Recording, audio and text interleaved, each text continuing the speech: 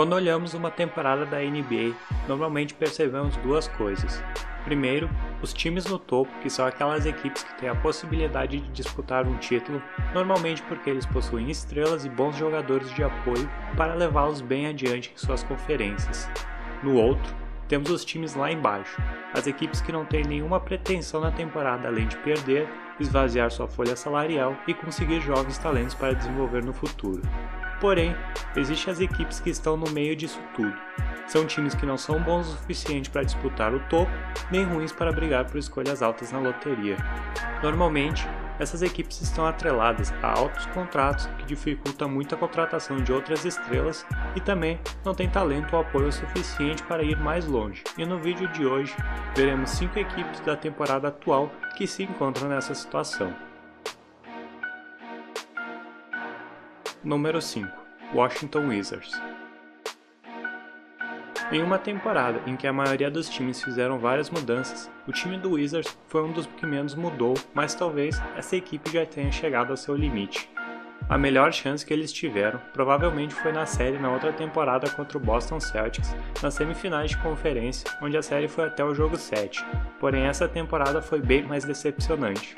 Sim, é verdade que John Wall perdeu boa parte da temporada por causa de uma lesão, e se ele estivesse jogando a equipe poderia ter conseguido uma posição melhor, mas será que os resultados nos playoffs seriam diferentes mesmo se classificando mais para cima?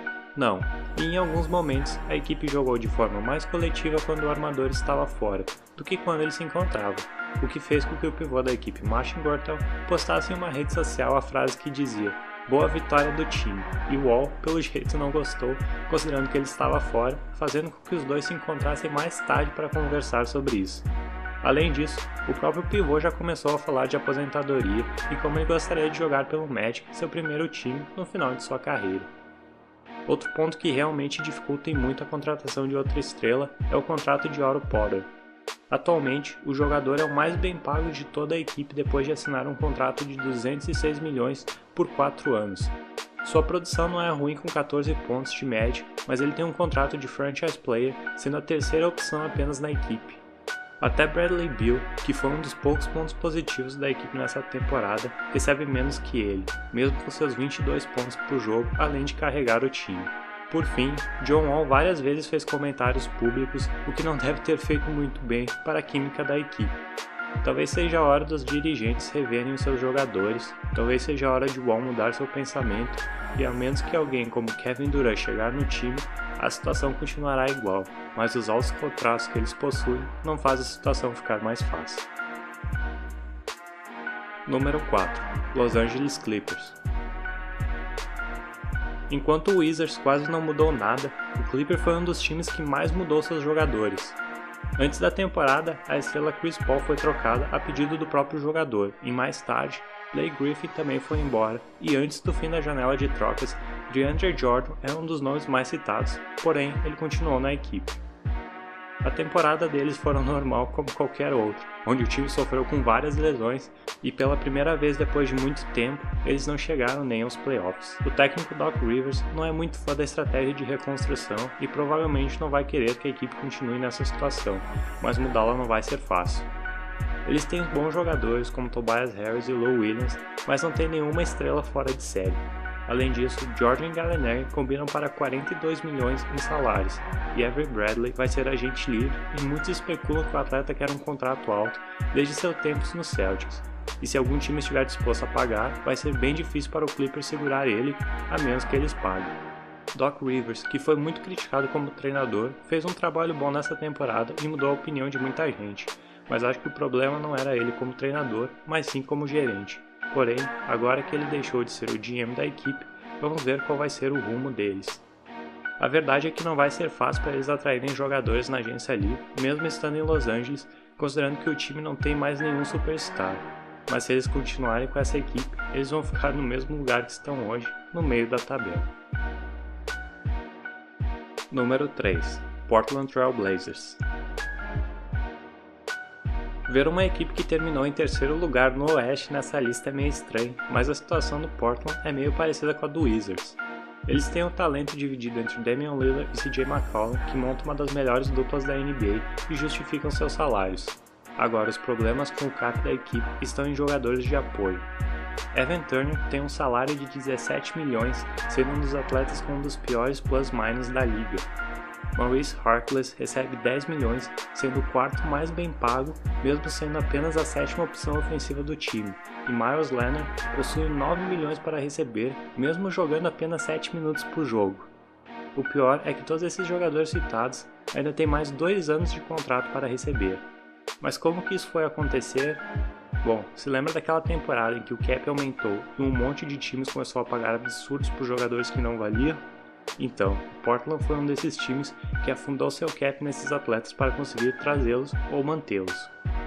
Agora a equipe sente os reflexos disso, e para completar, Nurkic, o pivô titular, está em seu último ano e vai precisar renovar seu contrato também, e provavelmente não vai pedir pouco.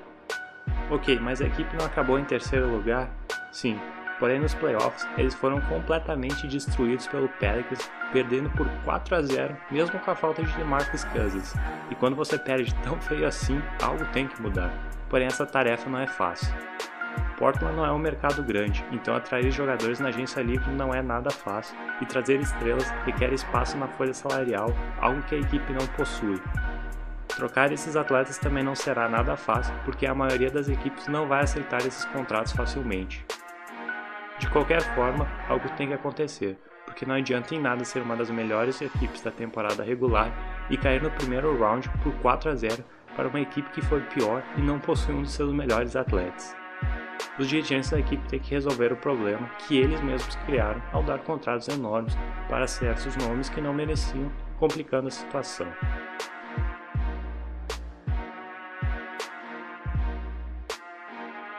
Número 2. Detroit Pistons. A troca de Blake Griffin movimentou a NBA na época, quando o Clippers, time que havia recém-assinado com o Astro, decidiu trocá-lo por um pacote de jogadores. Nesse momento, muitos colocavam a equipe de Detroit como uma das favoritas no leste e era quase certo que eles chegariam aos playoffs. O problema era que isso era quase certo somente. É verdade que a habilidade de Griffin é imensa e o atleta tem evoluído seu jogo, deixando de ser aquele jogador incrivelmente atlético que enterrava em todo mundo e passando a ser um jogador bem mais técnico, o que é bom porque isso pode aumentar a sua carreira em alguns anos. O problema aqui são as lesões e muitos já o veem como um atleta propenso a elas. Com uma lista já bem extensa que inclui cirurgias e problemas no joelho, dores no quadril, sem contar a perda de toda a sua primeira temporada devido a uma lesão, a chance dele perder vários jogos é bem grande e nessa última temporada não foi diferente, já que ele atuou por apenas 58 jogos. Sua habilidade é incontestável, mas a saúde afeta demais o seu jogo e perder um atleta desses nos playoffs basicamente acaba com as suas chances de ir longe. Outro fator aqui é o salário do time. Griffin recebeu 29 milhões por essa temporada, o primeiro ano de seu contrato de 5, valendo 173 milhões. Andre Drummond contabilizou 23 milhões e Reggie Jackson 16, e por algum motivo, John Lue acumula mais de 10 milhões em uma folha de salário que não é baixa. Drummond ainda é jovem e faz seu papel muito bem mesmo com suas limitações técnicas. Agora Jackson já vem de 2 temporadas seguidas em que ele não mostrou nenhuma evolução, e considerando que ele está atingindo seu auge, isso não é um bom sinal. Com os dois atletas juntos, a equipe do Pistons tem um dos garrafões mais fortes da liga, mas as diversas lesões de Blake realmente preocupam e trazer algum outro atleta não vai ser fácil, considerando o quanto o time já gastou em contratos, alguns que são bem difíceis de entender, e após uma temporada abaixo dos 50% de aproveitamento, algo tem que ser feito ou a equipe continuar parada, sendo um dos times mais ou menos da NBA. Número 1. Charlotte Hornets. Com certeza nenhuma equipe é tão meio da tabela como o Hornets. Depois de sua segunda temporada com exatamente o mesmo número de vitórias, apenas 36, ficou bem claro que o time não evoluiu nada e tem que fazer alguma coisa, ou entregar tudo e começar um processo de reconstrução, ou tentar trazer alguma estrela, mas não será fácil, especialmente analisando sua folha salarial. E o pior, salários para atletas que já são velhos e não têm mais o que evoluir. Dwight Howard, mesmo jogando bem melhor, recebeu 23 milhões, muito acima do que ele produz. Nicolas Batum, aos 29 anos e caindo bastante de produção, tem 22 milhões de um contrato de 120 milhões por 5 anos. Marvin Williams, que não chega nem a 10 pontos por jogo e já tem 31 anos, recebe 13 milhões e tem mais 2 anos de contrato garantido, sendo que o último ano é a opção do atleta. E Cody Zeller conseguiu de alguma maneira um contrato que o pagou 12 milhões essa temporada, mesmo sendo reserva, e tem mais 44 milhões para os próximos 3 anos. Todos esses atletas são mais bem pagos que a estrela que carrega o time, Kemba Walker, que recebeu apenas 12 milhões e tem mais 12 para receber na próxima temporada, acabando seu contrato e virando agente livre. Agora o Hornets tem que decidir algo, se troca a estrela da equipe ou tenta segurar ele, porque o Walker provavelmente não vai pedir pouco dinheiro e provavelmente terá outro time que vai pagá-lo.